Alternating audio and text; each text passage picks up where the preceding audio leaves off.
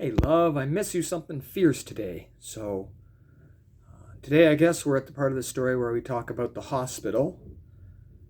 I didn't get to see you the first couple days because of you had to get a COVID test and stuff like that. So I remember I think you moved in on a Wednesday to Friday, but once I did come in, I made sure to see you every day.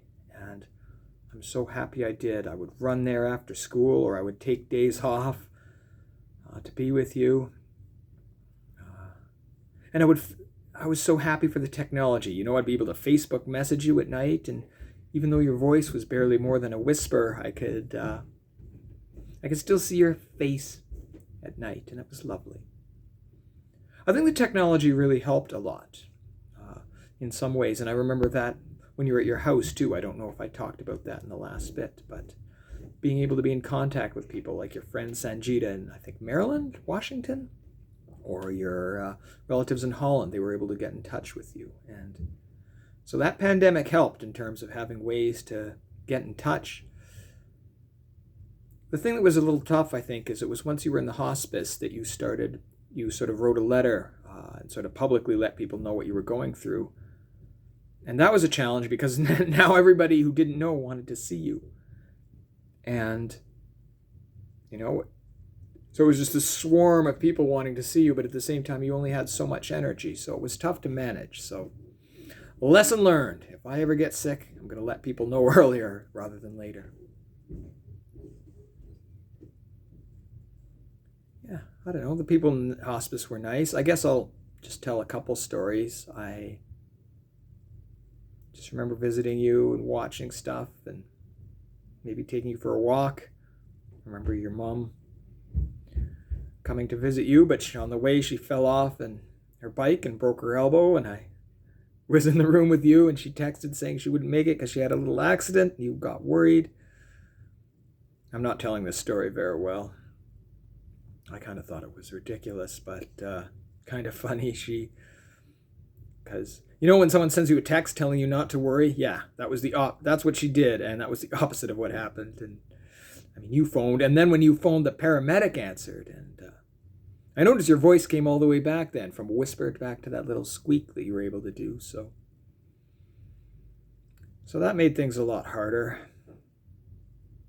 I think there are 2 points that I really remember about the hospital, the 2 sort of events, and both of them involved that technology. One was getting to the Bell auction, and I think that was one of the last really big moments you did. I think that was on a Saturday night, and Wednesday you sort of started to slip away. And I watched some of it with you, and then I went home, and then they had played your piece, and they played an interview with you, and because you weren't able to speak, you had written down the answers to the questions, and they had one of the hosts ask the questions, and one of the other host answer as you, and I thought that was really lovely. But you were so excited because they played your piece and people liked it, and you almost had a bit of a bidding war on one of your pieces at the auction. You had a little bidding war, and that really was worth it. And I know how much work and love you put into your music, so that felt good. And then the other thing I think that had happened the previous Wednesday, which to me is my best memory of you being in the hospice, and another example of technology helping us out, was your work grand opening. Of the reopening of the John Jansen Nature Center, which you had worked on before you got sick. And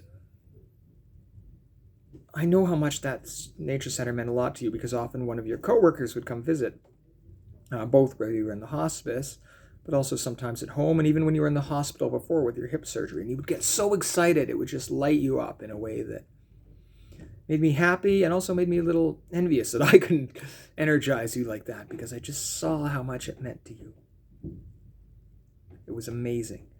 And we were able to watch that grand opening, and you were able to see it. Through technology, we were able to use Zoom so that you could watch the ceremony.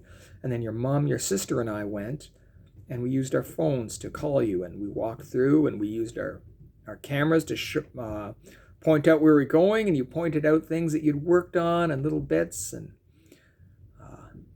of the big statue or the moth or whatever it was. I can't really remember. I think that your coworker said you had been instrumental in getting, and just little things you saw, and getting to connect with your coworkers, and got to see your rooftop garden, and that was really an amazing moment and one I'll really treasure.